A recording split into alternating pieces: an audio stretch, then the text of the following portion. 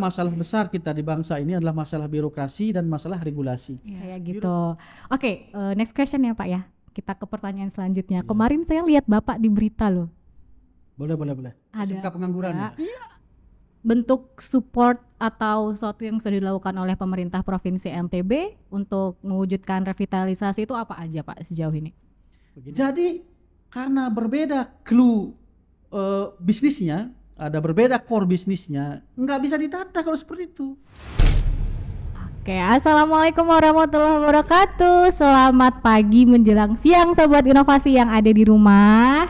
Seneng banget pagi ini Brida ada program baru namanya Porsi Brida NTB, yaitu podcast riset dan inovasi. Fun fact, karena program baru jadi ini adalah episode pertama. Yeay, KN boleh tepuk tangan. Yeay. Ini episode pertama, jadi sesuai namanya ya, Badan Riset dan Inovasi Daerah Provinsi NTB. Jadi dikit-dikit pasti harus ada inovasi itu setiap bulannya, konten apa yang akan kita berikan ke masyarakat gitu. Jadi melalui bidang pemanfaatan riset dan inovasi, kita akan ngobrol sama salah satu tokoh yang sering banget hangat diperbincangkan di teman-teman Brida NTB. Kenapa? Karena kita kan ada tim ya, tim eduwisata, tim desiminasi, sering banget cerita tentang Pak Ikhwan. Nah, ketebak nggak tuh? Yang mana ya beliau ya? Yang mana ya? Nggak mungkin nggak tahu, karena setiap ngobrolin beliau nih, setiap kita di mobil atau lagi ada agenda, pasti ngobrolnya, iya Bapak itu dikit-dikit bikin kita ketawa. Nggak tahu, pokoknya dikit-dikit per menit ketawa aja gitu. Penasaran jadinya sosok beliau ini kayak gimana, dan alhamdulillah ketemu Bapak. Inilah beliau guys. Yang kata Bu Kabit, kata temen-temen tuh dikit-dikit Pak Kabit bikin ketawa terus. Nah, jadi spesial banget hari ini Bapak menjadi narasumber kita yang pertama. Sebelumnya kita ucapkan terima kasih sudah bersedia hadir Bapak di podcast kita yang episode 1 Gandis bareng Pak Kabit SMK. Ada Pak Ikhwan, say hi dulu Bapak. Sehat Episode 1 ya. Benar. Spesial. Saya datang dari Cina sini. Oh, Jack Matiruan. Oke. Matiruan. Oke. Iya. Oke, baik. Wah, belum apa-apa kan udah langsung ngelawak. Lucu. Iya. Oke, sehat Bapak? Alhamdulillah. Kangen nggak Pak sama Brida? Iya. Suasananya Teman-teman nih. saya di sini saudara semua. Oh iya, Masya Allah. Termasuk saya kan Pak Dipa ya? Iya. Salam kenal ya. Iya. Salam kenal, baru pertama udah langsung jadi saudara. Gitulah kita di Brida guys, semuanya bestie. Bapak ngopi dulu. Boleh. Ini kopinya Brida loh Pak. Buatan Brida. Iya dong, itu UMKM-nya Brida. Manis, asam, legit, laris manis lagi. Oke. Karena Bu Kabitnya sering promosi. Kalau Produk Brida. soal marketing dia jagonya. Ah ya. Makanya tadi begitu saya datang ke Brida itu ada 10.000 kunjungan sampai bulan November dari tahun 2023. Iya. Luar biasa. Alhamdulillah. Di saat kami dulu menggagas eduwisata itu, untuk dapat kunjungan 500 saja 1 tahun, susahnya minta ampun. Oke. Sekarang itu orang antri. Iya benar Pak. Bagus. Lama lagi, tidak sebulan tuh kadang udah penuh kita Pak eduwisatanya. Dan spesial ya Sobat Inovasi, hari ini sama Pak Kabit kita mau bahas tentang nggak jauh-jauh dari revitalisasi SMK, kemudian peran di Dikbud kaitannya dengan adik-adik kita yang sekolah di SMK. Tapi Ganis mau langsung straight to the point nih Bapak. Oke. Mau tanya harapan anak muda putra-putri NTB yang mau sekolah di SMK itu, harapan seperti apa sih Pak yang digantungkan untuk masa depan mereka menurut Bapak? Ya, sebenarnya kita sudah cukup banyak aktivitas di SMK itu yang membuat masyarakat percaya dengan masa depan di SMK. Nah, kalau kita lihat dari tren perkembangan dunia, kemudian riwayat-riwayat orang yang sukses itu, memang sangat sangat penting itu skill itu. Di masa depan itu sudah tidak ada gelar, sudah tidak ada jarak itu antara pendidikan formal dan non formal. Besok itu di masa depan di anak kita itu adalah di mana kompetensi itu hal yang utama. Tidak peduli dia sekolah di mana, lulusan mana, kemudian gelarnya apa gitu kan. Jadi lu bisa apa, kamu bisa apa, kemudian bisa menunjukkan hasilnya, ada riwayat prestasinya. Dan bahkan sekarang untuk pencarian kerja itu riwayat prestasi, riwayat kehidupannya diminta sosial medianya. Ya makanya sosial media itu hati-hati, jangan sampai yang muncul itu ada kebencian, ada fitnah. Munculkanlah sesuatu yang produktif, karena itu akan menilai track record kita nanti di belakang hari. Nah, kondisi-kondisi seperti itu yang harus kita baca mulai sekarang untuk mempersiapkan anak-anak kita, mempersiapkan anak-anak SMK supaya memiliki skill dan rencana masa depan yang lebih baik. Ya termasuk tadi kita bikin program revitalisasi SMK itu. Ya. Oke, sejauh ini Pak Kabid program-program itu, dan Pak Kabid kan sekarang ya sebagai di pemerintahan juga, bentuk support atau sesuatu yang sudah dilakukan oleh pemerintah Provinsi NTB untuk mewujudkan revitalisasi itu apa aja Pak sejauh ini? Begini dia, kalau kita di birokrasi, ini kan tool, alat untuk mencapai kesuksesan. Nah, tool ini butuh yang namanya regulasi, cara main, cara diatur. Nah, tool kita disebut birokrasi itu harus punya regulasi. Nah, kalau regulasinya nggak ada, nggak boleh, bermasalah dia, karena kita bekerja menggunakan vitaminnya negara berupa anggaran negara itu. Nah, yang kami lakukan itu ketika ada masalah kita di birokrasi, masalah di regulasi, itu kita bikin yang namanya Peraturan Gubernur 75 tahun 2020. Nah, Peraturan Gubernur 75 tahun 2020 itu yang berbicara tentang revitalisasi SMK diturunkan lagi dalam bentuk yang namanya roadmap SMK 2022 sampai 2026 itu mau ngapain aja SMK. Nah, untuk membuat dia roadmap itu bisa dilaksanakan, kita butuh yang namanya strategi, cara pakai roadmap itu namanya 11 strategi SMK Gemilang Karya. Nah, di dalam 11 strategi itu salah satunya ya yang namanya SMK BLUD.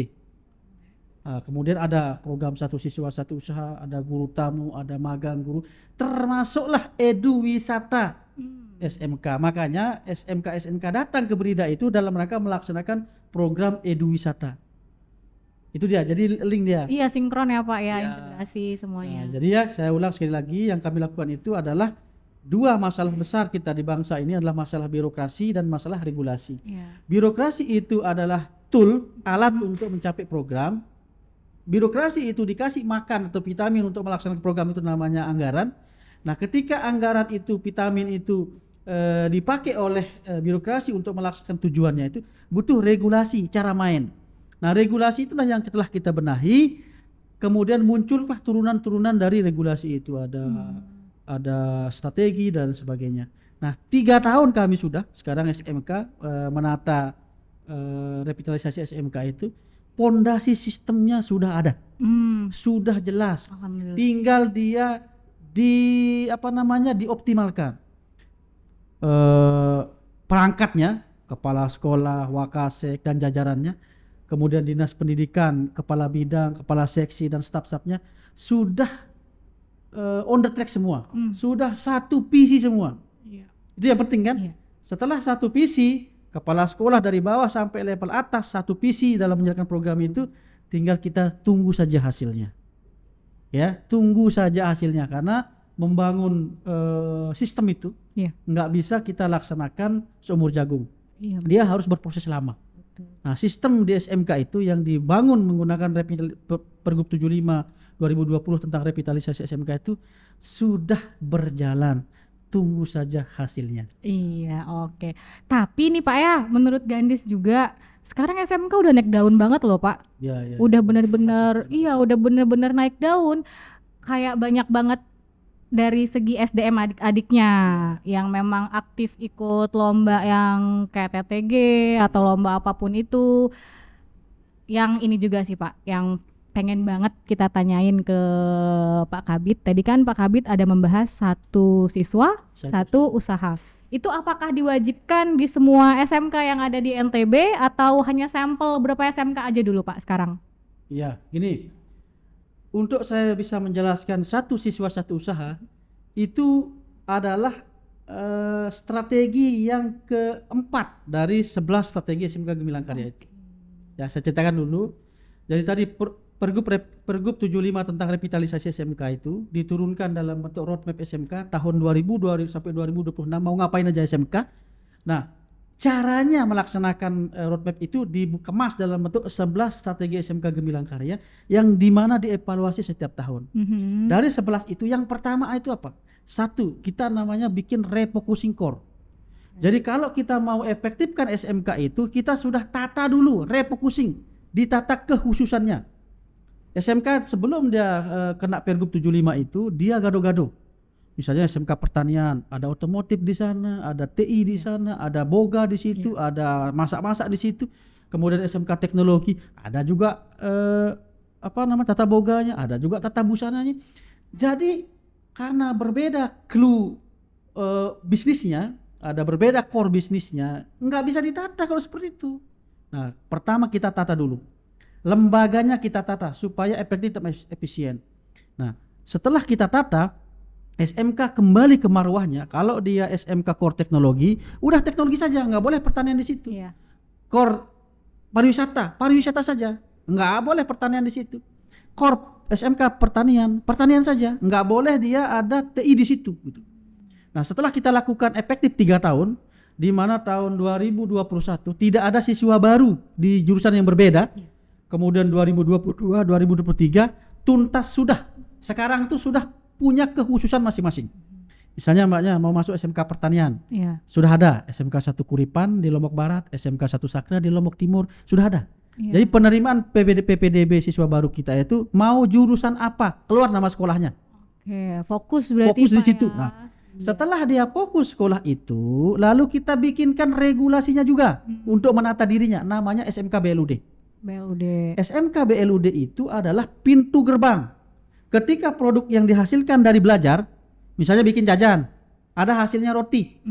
Roti itu kalau mau diambil oleh UMKM, kemudian dikasih label, dikasih merek, itu kan nggak boleh, karena pintunya nggak ada. Maka kita bukalah pintunya, namanya SMK BLUD. Untuk membuat SMK itu BLUD paling cepat 1 tahun. Regulasinya panjang sekali prosesnya. Oke ya. Nah, setelah pintu itu kebuka, dari 100 SMK negeri itu kita sudah berhasil membLUD-kan 34 SMK, di mana 34 itu seluruh core kita ada, pertanian, kemaritiman, kemudian TI ada di situ. Nah, setelah pintu itu kebuka, berarti nih produk-produk yang dihasilkan dari hasil belajar, bukan produk prototipe loh ya, produk dari pada saat dia belajar. Kalau tata boga bikin roti, kalau dia pertanian bikin minyak, kalau dia mesin bikin sepeda listrik, kalau dia elektro bikin dia tulisan berjalan dan lain sebagainya. Produk-produk pembelajaran itu sudah bisa dia keluar dia melalui pintu BLUD itu karena boleh. Kemudian produk itu nanti akan bertemu dia dengan orang yang berhak menjual. Siapakah? UMKM. Jadi BLUD SMK itu bukan pesaing UMKM, tapi BLUD SMK itu penopang pertumbuhan UMKM. Oke ya. Nah, ini nanti saya minta tolong kepada bidangnya Bu Ira, itu bidang itu untuk menindaklanjuti setelah produk ini keluar dari SMK, UMKM mana yang tepat, karena di situ ada bidangnya dia untuk membuat hasil dari riset, kemudian hasil dari produk-produk pembelajaran itu bisa dia bernilai lebih bagi masyarakat. Poin yang kedua ya, BLUD. Poin yang ketiga itu adalah kita harus membuat namanya pembelajaran berbasis proyek, supaya ada yang dijual, supaya ada yang keluar dari pintu BLUD itu. Maka pembelajaran itu berbasis proyek, berbasis produk. Nah, misalnya mesin melahirkan apa, tata boga melahirkan apa, pertanian melahirkan bibit dan lain sebagainya, itu pembelajarannya harus bisa melahirkan produk. Di manakah bunyi? Dia bunyi di dalam perangkat mengajar guru. Nah, itulah yang kami latih selama beberapa tahun ini, 2 tahun ini, bagaimana caranya membuat perangkat mengajar guru itu orientasi outputnya adalah produk. Oke ya? Nah, setelah aktivitas tadi itu, mulai dari refocusing sudah, BLUD sudah, produk yang akan dijual sudah, berikutnya kita sadar di NTB itu kami meluluskan 35.000 setiap tahun. Sementara daya serapnya itu kemana dia perusahaan itu, anak-anak harus dilahirkan supaya bisa mandiri. Satu, siswa harus usaha. Masuk program keempat dari 11 strategi itu adalah mindset anak yang kita latih, bukan anak yang kita suruh berbisnis sejak dia sekolah. Sekolah aja, bisnis urusan lain. Mindsetnya Nah, bagaimana cara menanamkan mindset? Banyak macam caranya, tergantung sekolahnya. Bisa anak itu diikutkan dengan dipartnerkan dengan lembaga usaha sekolah, bisa anak itu kemudian hasil produknya dia jual sendiri, bisa dia bikin gerobak pasar, bisa dia bikin marketing online, bisa dia bikin apa saja. Yang penting anak itu sudah dilatih mindset tentang kewirausahaan. Satu siswa satu usaha. Nah, berikutnya program-program yang lain, ada namanya bursa kerja. Jadi SMK itu nanti lowongannya di sana, anak-anak tidak susah mencari lowongan, SMK lah yang mencari lowongan untuk ditampilkan di depan anak-anak, dan anak-anak itu nanti membuat itu, melihat itu. Ada namanya guru tamu, industri itu harus datang mengajar. Ada namanya wisata belajar, ada namanya Sabtu Budaya, ada namanya lembaga sertifikasi profesi. Jadi 11 strategi itu komplit. Kalau mau tahu tentang penjelasannya, buka Facebooknya SMK Gemilang Karya. Oke, kita buka Jelas ya? Facebooknya guys. Tepuk tangan yang meriah sekali. Oke Pak, trennya di NTB ini kan udah banyak banget muda-mudi yang jualan. Ya. Semua aja dijual, pokoknya entah itu online atau offline kayak gitu. Bahkan nggak cuman anak SMK, nggak cuma anak SMP, SMA, SMK. Nah, yang pengen Ganis tanyain tuh sinkronisasi antara kurikulum yang ada di SMK dengan tren lapangan pekerjaan yang ada di NTB ini. Kan adik-adik kelar sekolah, setelah lulus jadi alumni, pilihannya kan nggak cuman hanya menjadi businessman atau businesswoman kayak gitu. Bagaimana kurikulum yang ada di SMK untuk membuat mereka siap nanti keluar tuh udah siap mental, siap fisik, siap skill untuk bekerja. Iya. Sudah saya jawab tadi sebelum ditanya. Yang mana tuh Pak? Yang 11 strategi poin ketiga. Oke. Pada saat dia belajar, orientasinya produk dan project. Oke. Oke ya? Nah, produk dan project yang dihasilkan itu bunyi dia di dalam perangkat mengajar guru. Nah, perangkat mengajar guru disusun berdasarkan kurikulum yang ada. Kurikulum kita lihat, kemudian perangkat mengajar kita buat, tujuannya kita tentukan. Oke ya, sudah dijawab tadi. Oke. Another fun fact nih Pak. Oke. Fun fact yang lagi tren banget yang saya baca di Google, kita tuh anak daerah susah banget untuk masuk ke perusahaan multinasional. Gimana pandangan Pak Kabid terkait itu? Kayak company-company yang besar kayak Google, Amazon, apa segala macam. Gimana untuk mempersiapkan adik-adik kita untuk bisa tembus itu? Kalau saya berbeda cara pandang. Gimana Pak? Kalau mereka yang di kota-kota besar mau masuk di sektor itu benar. Tapi kalau kita punya alam yang melimpah. Mulai dari hasil laut, kemudian hasil kebun, hasil sawah, kemudian kekayaan kebudayaan kita. Orang datang ke sini dalam rangka berwisata. Kenapa mau masuk di sektor itu? Masuklah di sektor sendiri yang kolamnya sudah terbuka lebar besar. Kita taruh ikan kita di situ, kita kembangkan sesuai dengan maunya kolam itu, dia akan menjadi besar. Kenapa iklim orang yang kita mau pakai kayak Google yang tadi itu yang iklimnya dia tumbuh di kota besar, bawa ke sini yang iklimnya nggak seperti itu, ya matilah ikannya. Paham maksud saya? Paham. Kalau anak-anak kita sekarang yang lahir dari Nusa Tenggara Barat, yang iklimnya di sini itu adalah UMKM, kemudian iklim olahan, hasil kebun, kemudian iklim pertanian, perikanan, itu tumbuhkan saja, besarkan dia di sektor itu. Kalau kita pakai dia menumbuhkan skill yang dimiliki oleh di daerah perkotaan, ya di situ ada IT, kemudian ada apa yang disebut-sebutkan tadi itu dibawa ke sini, lama-lama dia akan mati, layu. Demikian pula sebaliknya, orang Jakarta bawa ke sini, dia akan layu, nggak bisa. Jadi sesuai dengan keadaan alamnya. Oke, sama mindset berarti Pak ya, buat adik-adik kita bahwa sekarang tuh bukan zamannya yang apa-apa harus kerja di perusahaan besar yang benar-benar multinasional. The power of industrialisasi di NTB juga sih, ada banyak banget hal yang bisa kita bangun di sini. Makanya saya waktu membaca tentang revitalisasi itu yang pertama keluar adalah revitalisasi SMK ya Pak ya, bagaimana memanfaatkan SDA lokal yang ada di daerah kita sendiri itu jadi yang urus, yang ngapa-ngapain itu adik-adik kita yang di SMK kayak gitu. Oke, next question ya Pak ya, kita ke pertanyaan selanjutnya. Kemarin saya lihat Bapak di berita loh, Boleh. Ada. SMK pengangguran ya? Iya. Oh iya. Bapak lagi naik daun, Pak. Saya beberapa kali di apa namanya ditanya tentang Iya, SMK pas pengangguran. buka, oh lagi rame nih Pak Kabit nih, ada apa? Terus kita klik, oh alah. Cuman kalau saya baca-baca pernyataannya Bapak itu make sense juga karena datanya nggak serta-merta akurat yang kayak gimana gitu Pak. Mungkin boleh diluruskan ke followers kita. Kan informasi harus Ya, straight to the point. Gimana Bapak tuh? gini dia. Tren sekarang SMK itu banyak melanjutkan. Jadi BPS itu dia mengukur jumlah masyarakat yang pendidikan tertingginya itu SMK. Oke ya? Ya. Berapa jumlah masyarakat yang pendidikan tertingginya SMK itu populasinya. Kemudian dari total itu berapa yang bekerja. Oke ya? Berapa yang bekerja. Kemudian akan didapatkan presentasi berapa yang tidak bekerja. Oke ya? Iya. Populasinya itu adalah jumlah masyarakat NTB yang berijazah terakhir SMK itu berapa banyaknya. Itu populasinya. Iya. Nah, kemudian dari jumlah itu berapakah lulusan itu yang tidak bekerja?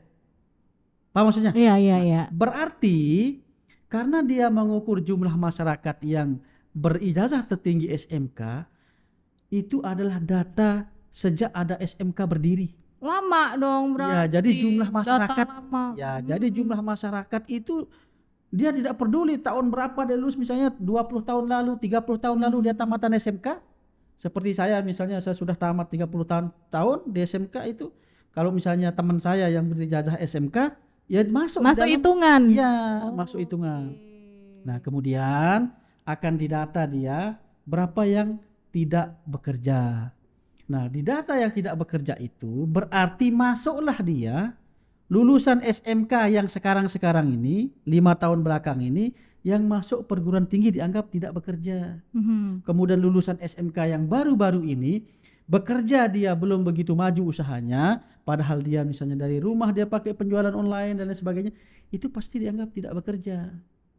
Oke ya? Nah, kami punya cara sendiri untuk mendeteksi lulusan kita tahun 2023, tahun 2022, tahun 2021 itu dia bekerja berapa? Melanjutkan berapa? Berwirausaha itu berapa? Yang belum bekerja itu berapa? Kami ada datanya. Ada namanya Tracer Study. Itu program dari pusat, dari kementerian itu 2021 berapa bekerja, ada datanya di kita by name by address. Nah, data kami terakhir untuk tahun 2023, lulusan kemarin, Juni kemarin 2023, itu sudah bekerja sekitar 35%. Yang bekerja 35% berdasarkan dari isian Tracer Study-nya, dan 30%-nya itu melanjutkan. Nah, kalau kita lihat jumlah yang melanjutkan itu misalnya 30% setiap angkatan kali 5 tahun dia di perguruan tinggi, banyak juga dia. Iya. Ya? Nah, jadi sudah kita komunikasi dengan BPS, mudah-mudahan instrumennya itu berbeda. Berbeda dalam artian dibantu kita perangkatan itu berapa misalnya yang bekerja. Oke. Supaya jelas kita. Gitu teman-teman. Ya, di bidang apa? Iya. Di bidang pariwisatakah yang nganggur, atau di bidang pertaniankah, atau di bidang kemaritiman? Karena gini, saya kasih diskusi lagi nanti. SMK itu membuka jurusan mestinya berdasarkan dari proyeksi kebutuhan tenaga kerja 3 sampai 5 tahun yang akan datang. Iya. Misalnya sekarang di kawasan Mandalika tingkat kebutuhan tenaga kerja bidang pariwisata itu sekian. Mestinya kita punya data. Kita punya data proyeksi kebutuhan tenaga kerja di bidang tertentu nanti 5 tahun yang akan datang itu apa saja. Iya. Dan di mana saja. Nah, data itu mestinya berasal dari data industri dan pertumbuhan industri di daerah itu. Kan begitu? Iya. Nah, mestinya kita ada data dulu, data industri, by name by address, tenaga kerjanya berapa, bidangnya apa saja. Kemudian proyeksi pertumbuhan industri itu nanti 5 tahun seperti apa jadinya? Apakah dia menjadi industri besar, kemudian membutuhkan tenaga kerja yang besar pula di bidang itu, maka kita akan mendapatkan data proyeksi kebutuhan tenaga kerja 5 tahun yang akan datang, bidangnya apa saja. Nah, dasar itulah yang akan kita pakai untuk membuka jurusan baru di sekolah kita. Itu namanya pas sesuai dengan kebutuhan. Iya. Kalau sekarang enggak, kita membuka jurusan itu berdasarkan dari peminatan. Iya. Anak minat pertanian, anak minat otomotif, anak minat pariwisata, buka jurusan itu. Entah nanti 5 tahun yang akan datang itu dibutuhkan apa tidak. Karena tadi dasar pembukaan jurusan itu tidak punya kita data proyeksi kebutuhan tenaga kerja 5 tahun yang akan datang, nggak punya kita datanya. Berarti ini Bapak menjelaskan ke kita tentang your dream sih Pak ya, ke depannya kayak gitu. Cuman jadinya kayak ya menarik. Jadi saya jadi kayak oh iya juga ya. Berarti memang harus disesuaikan dengan kebutuhan atau lapangan pekerjaan di masa yang akan datang. Itu kira-kira kapan bisa terrealisasi Pak? Karena itu, kalau itu kan, Saya langsung kayak itu kan multisektoral dia. Itu banyak sektor yang ikut bekerja untuk membuat proyeksi kebutuhan industri. Itu kan dinas perindustrian. Iya. Berapa jumlah industrinya saat ini, proyeksi pertumbuhannya seperti apa 2024, 2025, 2026. Nah, data dari dinas perindustrian itu nanti akan dicopot oleh dinas tenaga kerja untuk membuat proyeksi kebutuhan tenaga kerja. Misalnya tadi sudah ada data industri, di sini tempatnya, bidangnya apa saja. Nah, kan ada turunan data itu berupa data ketenaga kerjaan. Nah, sama dinas tenaga kerja, dia akan memiliki data proyeksi kebutuhan tenaga kerja 5 sampai 10 tahun yang akan datang berdasarkan baseline data yang tadi. Nah, setelah data dari dinas tenaga kerja itu keluar, itulah yang akan kita pakai oleh lembaga pendidikan. Baik itu SMK, baik itu kursus, baik itu perguruan tinggi dan lain sebagainya, semua akan merujuk data itu. Sehingga kalau sudah jelas proyeksi kebutuhan, besok akan ada kebutuhan sarjana sekian, bidang pekerjaannya sekian, besok akan ada kebutuhan guru agama sekian, tahun 2027 sekian. Seluruh kebutuhan proyeksi tenaga kerja itu diumumkan secara terbuka ke masyarakat, lalu masyarakat melihat data itu, oh ternyata jasa tenaga kerja bidang pertambangan itu akan ada nanti di Sumbawa. Maka saya berminat untuk bekerja di bidang itu, mulailah masuk sekarang SMK pertambangan. Itu yang kami mau. Ya, nah siapakah yang bisa itu? Banyak, Bapeda contohnya. Nanti undang Bapeda. Iya. Undang Bapeda, undang dinas perindustrian, undang dinas tenaga kerja untuk berbicara yang tadi. Bagaimana kalau misalnya dinas perindustrian, tanya dia bagaimana industri kita saat ini dan bagaimana proyeksi pertumbuhannya. Tenaga kerja juga tanya dia. Nah, Bapeda juga tanya dia. Nah, sehingga kita punya data real untuk kita buka jurusan baru di SMK. Oke ya? Karena jurusan yang kita buka sekarang itu berdasarkan minat masyarakat, bukan berdasarkan proyeksi kebutuhan tenaga kerja 5 atau 10 tahun yang akan datang. Oke, saya semakin yakin 2030 anak saya sekolah di SMK. Gimana Bu Kabit? Saya selalu berdiskusi sama Bu Kabit, nanti kalau saya punya anak pokoknya harus SMK Bu, biar nanti peluangnya satset gitu. Oke Pak, ini kita mungkin tadi agak balik sedikit ke kalau semisalnya adik-adik ini lulus, ada nggak sih Pak di SMK itu punya partner company kerjasama? Jadi kayak semisalnya, misalnya Kak Eng nih, dia skillnya tuh di multimedia, ini ada company yang multimedia bagus, saya arahkan ke sana aja. Ada yang kayak gitu nggak sih Pak di SMK? Kerjasama dengan beberapa perusahaan industri gitu? Kerjasama yang kita sebut dengan kemitraan SMK dan dunia industri itu merupakan strategi SMK Gemilang Karya yang kelima, link and match. Ya. Jadi industri itu industri pasangan modelnya. Jadi rutin dia lokasi usaha industrinya dijadikan tempat magang siswa, tempat magang guru, kemudian tempatnya dilakukan kegiatan job fair, kemudian lembaga sertifikasi dan lain sebagainya. Jadi mereka sudah seperti adik kakak yang bekerja setiap saat. Nah, masalah kita di NTB adalah kita kekurangan kurang lengkap industri yang pas dengan SMK kita, karena di sini kan di NTB itu kan kebanyakan UMKM. Nah, itulah sebabnya kita mendorong sekarang SMK sebagai penopang pertumbuhan UMKM. Jadi UMKM butuh apa, itu bersinergi dengan SMK, baik peralatan dan sebagainya gunakan bareng nggak apa-apa. Kemudian produk bareng nggak apa-apa. Jadi bersinergi, bukan menjadi pesaing. Oke. kami mau mendengar sekali lagi statementnya Pak Kabid yang menjelaskan bahwa segala sistem yang sudah Bapak lakukan di sini memang sudah on the track sesuai dengan peraturan. Boleh diulang lagi Pak pernyataannya, yang kalau misalnya semuanya sudah memang on the track, program-program yang dijalankan memang untuk kemandirian adik-adik kita. Ya, SMK NTB itu dia sudah punya regulasi yang disebut dengan Pergub 75 tahun 2020, kemudian diturunkan lagi dalam bentuk roadmap SMK 2022 sampai 2026. Kemudian untuk menjalankan roadmap itu kita punya strategi yang disebut 11 strategi SMK Gemilang Karya. Kemudian untuk menjalankan strategi itu kami ada evaluasi kinerja kepala sekolah setiap tahun, akhir tahun. Nah kemudian setiap akhir tahun itu kami rilis apa-apa yang dihasilkan oleh sekolah untuk menjalankan 11 strategi itu. Nah rilisnya adalah saat ini SMK sudah punya hampir 3.000-an produk hasil pembelajaran. Saat ini SMK sudah 34 sudah resmi BLUD. Kemudian hampir 11.000-an siswa kita sudah melakukan pemagangan. Kemudian 300-an sudah sertifikasi guru pendamping kita. Kemudian hampir seluruh SMK sudah melakukan program Ediwisata. Dia ke sini ke Brida. Jadi kalau mau detailnya itu bisa buka di Facebooknya SMK NTB Gemilang Karya. Oke, 2 kali promosi SMK ya guys. Facebooknya masa kita nggak follow? Kita harus follow. Sini jangan sampai 3 kali kita di situ guys. Saya di sini 2 kali. Iya. Karena pada saat saya menjadi kepala stip di sini, saya setiap bulan tanya targetnya. Karena stip itu 4 fungsinya. Fungsinya yang pertama itu dia sebagai tempat melahirkan prototipe produk. Jadi produk apapun yang boleh ditiru itu stip yang harus keluarkan. Karena untuk membuat suatu produk prototipe itu mahal biayanya dan masyarakat kita itu kekurangan finansial untuk membuat sebuah prototipe produk. Maka kitalah yang membuat prototipe produk itu untuk dicontoh oleh orang lain. Iya. Jadi menghasilkan sebanyak-banyaknya prototipe. Itu di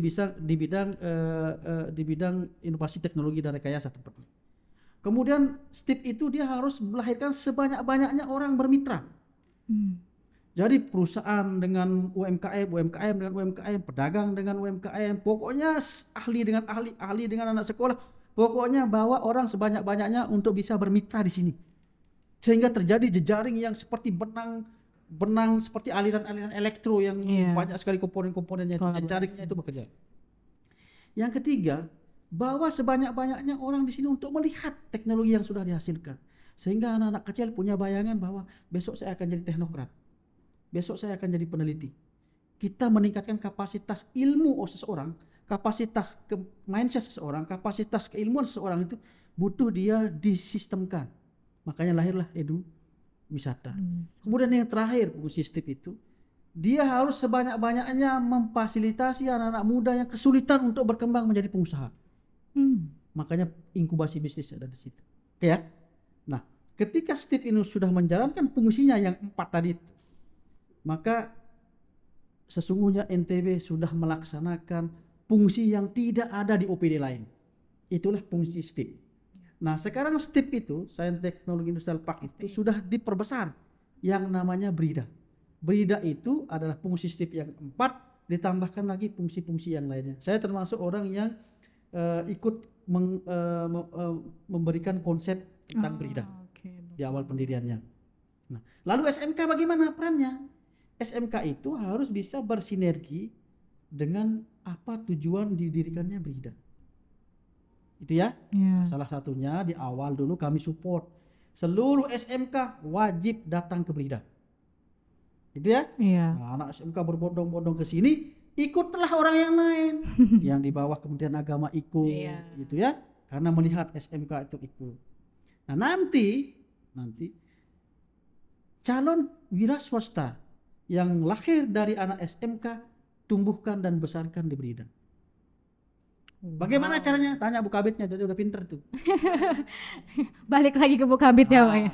Balik lagi ke dia. Saya ciptakan pondasinya, dia tinggal eksekusi. Iya. Tapi didukung dong dia. Saya Mudah-mudahan ini Bapak Kepala Brida itu mendengar agar mendukung dia dengan baik. Sweet, Pak Kaban.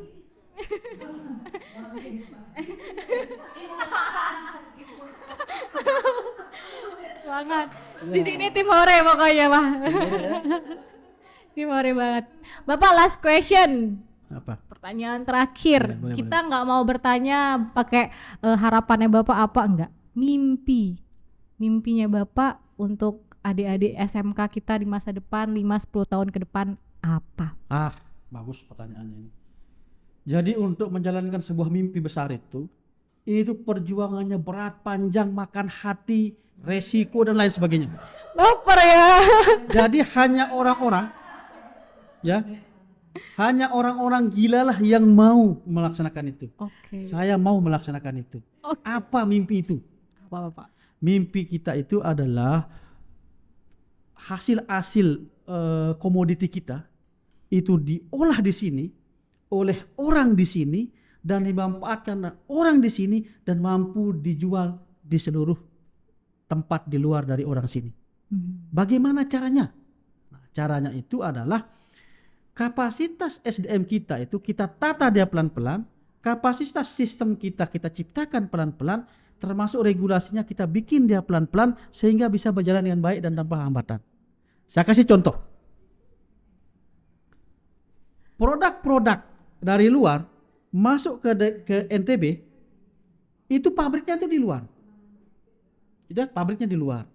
Kita dikasih anggaran dari pemerintah pusat. Kita dikasih anggaran oleh pemerintah pusat datang ke sini berupa uang ratusan miliar.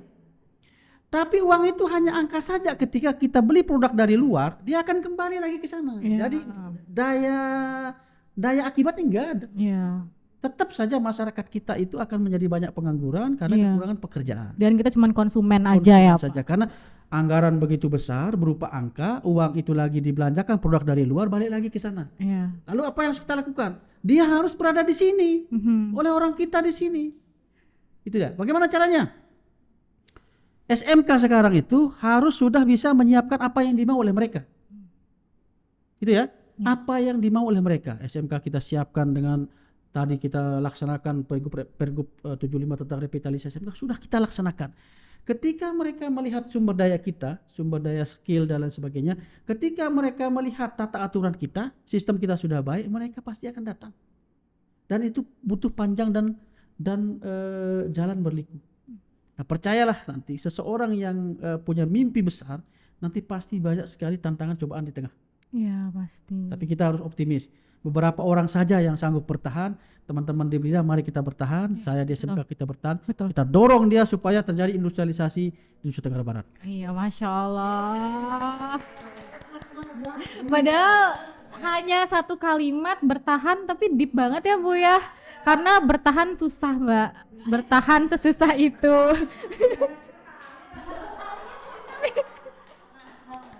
Oke Bapak, terima kasih. Ya. Nanti kita ngopi-ngopi lagi. Boleh. Iya, kita Pesan saya sebagai anak muda, jangan berhenti berharap, jangan berhenti berjuang ya. Ya, oke. Jangan mimpi bermimpi. Terima kasih Bapak, terima kasih Mbak, Bu Kabit dan tim. Terima kasih semuanya. Itu dia akhir dari sesi podcast episode pertama kita.